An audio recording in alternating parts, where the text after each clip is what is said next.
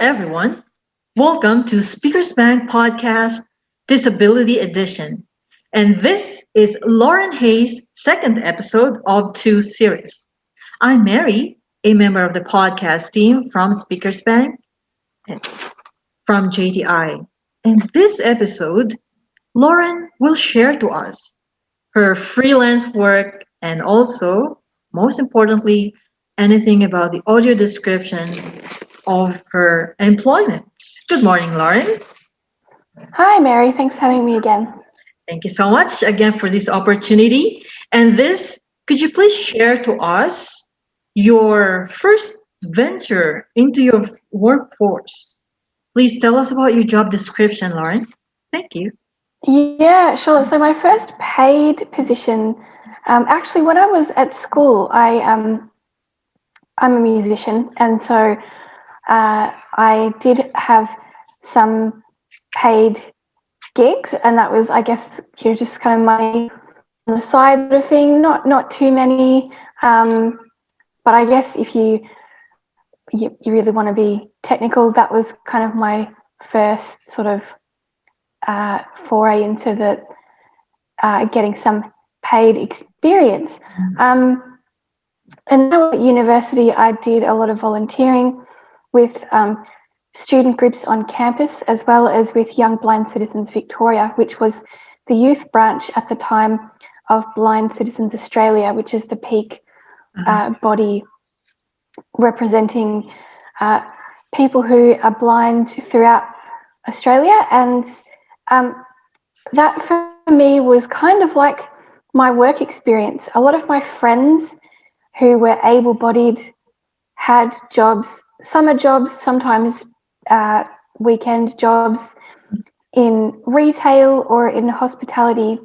And I think when you have a disability, those opportunities aren't necessarily, but can be limited. And I think that's something I'd like to see change, because the only way that a lot of people with disabilities can have that work experience is through volunteering, which is great, but it's kind of not quite the same thing. I think perhaps the expectations can be different around volunteering. So when I finished studying, and I also had, I should add, student placements. My undergraduate degree was in music therapy, so I had placements to complete with so many hours, and that was really helpful in just learning about being in different workplace environments and interacting with lots of different people from diverse backgrounds, just as well as learning about general work kind of etiquette, I suppose. Just trying to be punctual and just planning your day, and just the things you kind of need to think about once you enter into that space.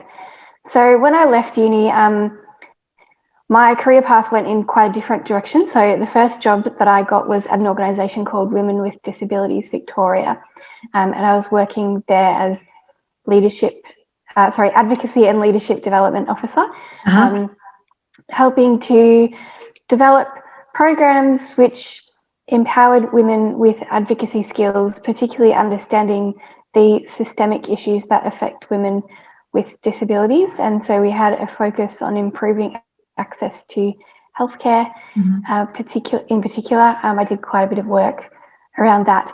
And Women with Disabilities Victoria also works in the area of improving situations around violence against women with disabilities. So I wasn't so much involved in the advocacy itself, but working with our members and potential new members to develop their skills. And that taught me a lot. It wasn't where I'd planned to go, but it certainly helped me to develop some really good networks in the disability space, and I gained a lot of new skills in that position as well. Oh, that's really great, Lauren. You have a variety of, work placement, paid experience, as well as your voluntary experience. Thank you for sharing that to us. And another thing, what type of assistance that was provided to you by your employer, was it helpful enough? Thank you. Yeah, so it's been different depending on where I've worked. So since being at Women with Disabilities Victoria, I've since returned to postgraduate study and then worked in a variety of roles.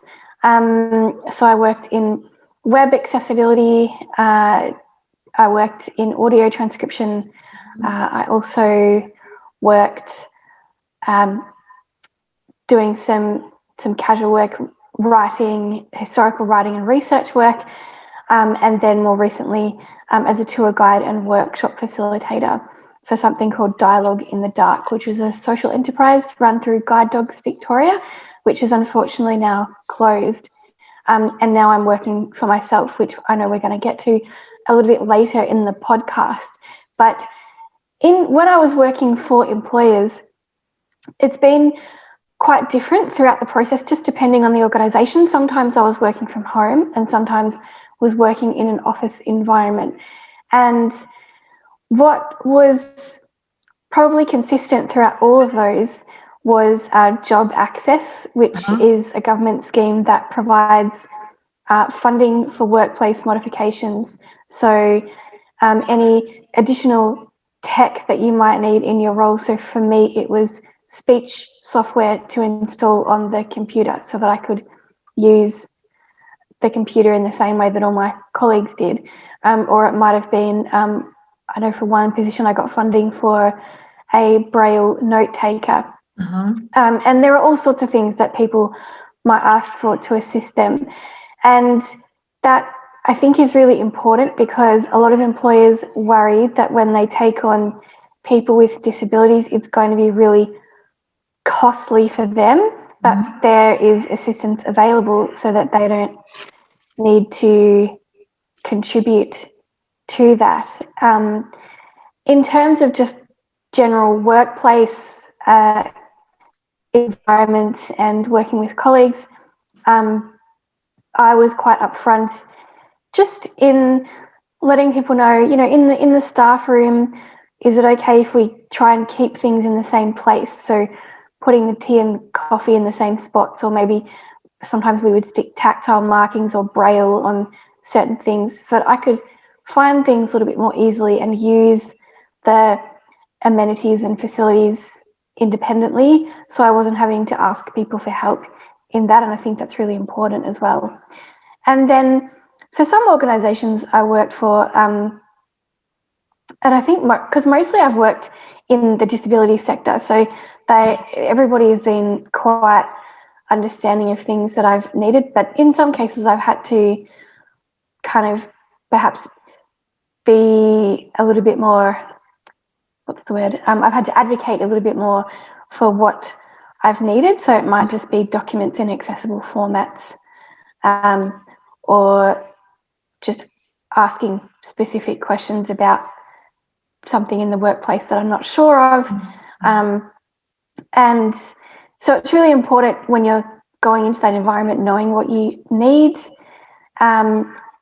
For my first job at Women with Disabilities, I was working with a disability employment service provider, and that was helpful. They didn't actually help me get the job. I did that on my own, but it was helpful with the job access process. With applying for the equipment that I needed, they could sort of show me how that was done and just check in to make sure that I was doing okay. Mhm. But since then, I haven't actually taken advantage of those services. I've just kind of done most things on my own and feel like I've had the skills to manage all of that. Oh, thanks so much for that very informative, detailed information, Lauren. Because what just you can add more. Because my question next is, in your workplace, which you have mentioned that they were helpful to you, may I ask about the perceptions of your coworkers or fellow workers, perception about the people with disabilities, their support system? Well, as I'd said previously, mostly I have worked in the disability sector, and not every organisation is the same. just because you might know about one disability, it Mm. doesn't mean that you're going to know about all of them. But I can certainly say when I've gone to meetings Uh-huh. or interviews as well, because this happens in the job interview stage too, not just in the workplace itself. Yeah. It has been kind of mixed in terms of work environments. It, people have mostly been supportive, and I've always been happy for people to ask me questions Hmm. if they haven't been sure about something. I just encourage having that open and honest discussion, Yeah. because otherwise people are left wondering, and then you don't want to be in a potentially sort of awkward situation and people to be feeling uncomfortable. Um, but when I've interviewed for mainstream positions, um, there certainly has been a kind of a sense of people being maybe a little bit unsure about, particularly if they haven't had a colleague with a disability before, they've often wanted to know about how I was going to do the work, what equipment that I used, and often I would ask the question in the interview, um, do you have any questions about my disability? Because sometimes it can sort of be the elephant in the room. Um, so I think it's really important to address that early on. Yes, I agree. I agree like that, Lauren. That's Mm. awesome. Yes. Now, what would be your ideal position for yourself in the future? Oh gosh, um, that's so difficult to answer. I'm one of these people who still doesn't know what they want to be when they grow up, and um, I think that's why I've done so many different things in my career. It's not because I get bored; it's just because I like variety, Uh-huh. and so I don't really know what my ideal position would be. At the moment, I'm really happy with what I'm doing as a freelancer, even though it's been quiet during the pandemic. I love the flexibility that being self-employed offers, and I get to do some really cool things. And Yeah. throughout my career, I've met so many interesting people with fascinating stories, and I love that aspect of it. I love working with people and collaborating, Yeah. um, and trying to think outside the box in terms of what I do. And so I don't think I really have an ideal position. I'm just kind of happy to see where life takes me and what opportunities come up along the way, and what I can do with those when they're presented, or being able to look for opportunities myself, and just, yeah, kind of, I like it. I guess a bit of the unknown Yeah. is kind of, I quite like that. So Oh, thank you. That's a great information for us, Lauren. Thanks for sharing. Now, another thing you have mentioned on earlier about your audio description work and this digital content. Uh, what is this for the people who have disabilities? Is this still a work in progress, or how far off is this before it is available to those who need it? so I might clarify this a little bit. So I have mentioned audio transcription so far, which is Yes. typing up recordings of people's interviews, or Yes. just typing up spoken content. Audio description is a Yes. little bit different in that it is visual content that is described by an audio describer in order that someone who is blind or vision impaired can understand what is taking place. If the dialogue or um, auditory information is not adequate to describe what is happening. So if you use any of the streaming services like Netflix, Amazon Prime, Mhm. iTunes, a lot of the content you can find there in terms of film and TV is audio described, and if you haven't experienced it, you can turn it on and you will hear a voice in addition to the audio track of the film. Yeah. That where there are gaps in between dialogue, the describer will kind of talk about the visual content of what is happening. And this also occurs in live theatre, not that we're really experiencing much of that at the moment, but in theatres you'll be given some headphones and a receiver, and the describer will describe the action that is taking place on stage, in addition to costumes, sets, and props, where there is time to fit that in. Sometimes they'll describe things prior to the show commencing as well. So it's been around for quite some time. We've only had it on the ABC and the SBS on television. Unfortunately, it's not yet on the streaming platforms. I think it was about July this year, and we've been fighting for that for quite some time. In other countries, they've had audio description on their TVs for, probably since, I couldn't say when, but a good 10 years, probably longer, actually. So the work that I do around audio description is working with artists who are putting together content for theatre.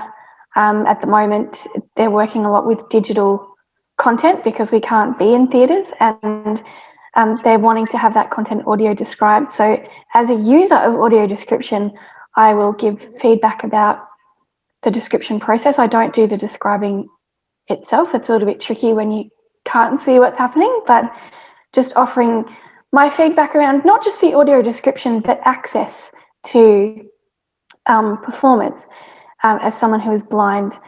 And I've also been working with an organisation called Description Victoria, who do a lot of the audio description for our theatre shows as well as exhibitions. Yeah. And pre-COVID, I was co-facilitating some training of new audio describers. So they were learning how to describe visual content, and hopefully that will continue post-COVID when we can all meet face-to-face again. So I hope that makes sense and clarifies your question a little bit. Yes, definitely. Thank you. Thank you so much, Sue. And those were quite impressive platforms, ABC, SBS, and you mentioned some other streamings, hopefully soon. Yeah, Netflix, Amazon Prime. And I'm not working with those companies directly, that they've, got their own describers. I know that some of those platforms, and I'm not sure which ones, will consult with blind and vision impaired users, but I don't think that it happens on a really wide scale. I think it seems to happen more with theatre productions than in TV and film, and it would be great to see more of that happening, because sometimes the quality of the audio description can vary a little depending on what it is that you're watching and how the description is being done. But it's definitely a really fantastic service, and I think that it's always going to improve, and I'm really glad that we're making some progress in Australia, particularly because it's been a long time coming. Thank you. Thank you. Thank you, Lauren. And finally, Lauren, can you please give us tips for both people with a disability and potential employers, that we are very interested to know about these tips from you? Yeah, I think job hunting is really tough. I'm just going to be honest about that and say upfront, it's really, really tricky. It doesn't mean that you shouldn't do it, but it can be quite a soul-destroying sort of experience. And I was using all of the traditional platforms like Seek and Ethical Jobs, LinkedIn, Indeed.com.au, and they're great if you can do specific keyword searches for the kind of work that you might be interested in. And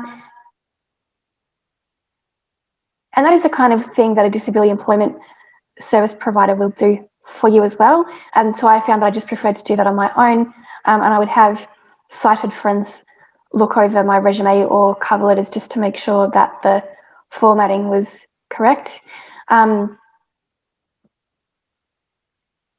Prior to sending it, because that's something that can be a little bit trickier. And so I'd certainly recommend doing all of that in terms of your own job hunting. But it can be a tough market in terms of just breaking in. And that's why I've decided to become self-employed, because I have much more flexibility. I can choose the clients that I want to work with. And when I want to work as well, and I get to work from home. So there's a lot about it that's really great. I do have to work probably a little bit harder. You've got to do the whole self-promotion thing, which can be a little bit daunting when you haven't done that before, but it's certainly doable. And I have noticed, particularly since the pandemic, that people are setting up their own businesses a little bit more. It's becoming a bit more of a popular thing. So, yeah, just stick at it. But I know it can be so soul-destroying, as I said, and I know a lot of people with disabilities who have been unemployed for a long time. And so that shows that it's really a systemic issue, and the onus is really on employers to pick up their game in terms of working with people with disabilities, not expecting people with disabilities to volunteer. I think there's this thing that, well, we should just do stuff for free and be grateful that we've got opportunities, but that gets old very quickly. So, and if you think about your workplace, it's a microcosm of your broader community. If you think about the people in our broader community, it's so diverse. It's culturally diverse. It's made up of people from the LGBTQI communities, people with disabilities, and our workplaces should reflect that diversity. So if people with disabilities are missing from workplaces, then it's not a true reflection of the kind of communities that we're wanting to be part of and to create. So if you haven't considered taking on an employee with a disability before, I would consider shifting your mindset around that, and just starting a conversation around how that can be changed. That's awesome. Thank you, Lauren. Now, earlier when you answered about these keywords, we lost you there due to internet connectivity. Can you give us one or two keywords that you have mentioned that we can put in our Seek or LinkedIn account, or maybe Indeed, those platforms? It depends on the kind of work that you're looking for. So for me, with the work that I've done, it hasn't been specifically around customer service. Some of it has, but I've got a lot of transferable skills. So with administration, with the web accessibility testing, with kind of workshop facilitation. So I was entering those kinds of words. Keywords. So if you think about the kinds of jobs that you might be interested in, it's really just being quite focused and specific around that. So I probably can't really give any specific suggestions, because it's going to be different for each individual. Thank you. That was really helpful to us, Lauren. Thank you so much. Any final words to our viewers that you can share before we part ways? Thank you. Let me think. I can't think of anything off the top of my head, but just reiterating what I said, for employers to start a conversation around changing your workplace environment to be more inclusive. Yes. And for people with disabilities to just use what resources you can, network as much as you can. But I say that knowing, just acknowledging how difficult the job hunting market can be as well. So just be gentle with yourself and make sure you're doing a lot of self-care around it as well, because it's sometimes you need to take time out and just make sure that you're looking after yourself so you don't get completely exhausted in the process. And finally, can I give a quick self-promotion? Yes. So Yes. one of the things I do around workshop facilitation, so in my freelance work, I do digital accessibility testing, Uh-huh. as well as facilitating workshops around um, creating inclusive communities. And so if you would like to work with me on any of those things, you can Yes. find me over on Facebook at facebook.com/Lauren Hayes Consulting Services. That'd be great. Oh, thank you so much, Lauren. That's wonderful sharing your skills, knowledge, and of course the proper attitude in those job hunting. And I learned a lot from you. Thanks for sharing that, Lauren. And You're thank you so welcome. much for your time and also for your generous, like, wisdom of words that you shared in this episode. And again, for those who would like to ask about Lauren, please give us a call 0393140988. And please don't forget to like and subscribe Speakers Bank YouTube channel and our Facebook page. And of course, as Lauren has also promoted her own Facebook channel, please don't miss out this second episode. Thank you, Lauren, for your time.